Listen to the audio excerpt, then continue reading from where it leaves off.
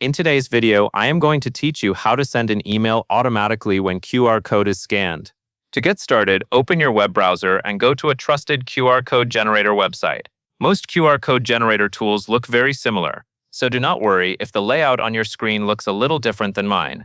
The key is to find the section where you can choose what type of QR code you want to create. Once the site loads, look through the list of QR code types and select the option labeled Email.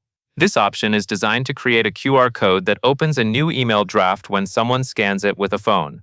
Keep in mind, the message is not sent instantly on its own. Scanning the code typically opens the person's email app with your details filled in, and then they can send it. This still saves time and ensures the message is addressed correctly. After selecting Email, you will see fields you can fill out. In the Email field, type the recipient's email address.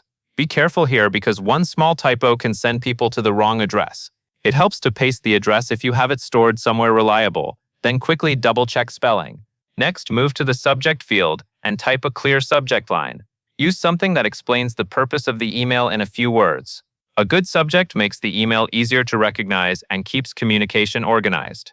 Then, in the message body area, type your pre-written message. Keep it simple and direct, since many people will be scanning from a phone. Short paragraphs and clear wording are easier to read on a mobile screen. Also, review your text for accuracy before generating the code, because this is the exact message that will appear when the QR code is scanned. When everything looks correct, click the button that says Customize and download QR. This takes you to the area where you can finalize the QR code design and prepare it for saving. Finally, click Download to save the QR code image to your computer. Choose a location you can easily find later, like your desktop or a dedicated project folder, especially if you plan to add the QR code to flyers, posters, or packaging. And that is all there is to it.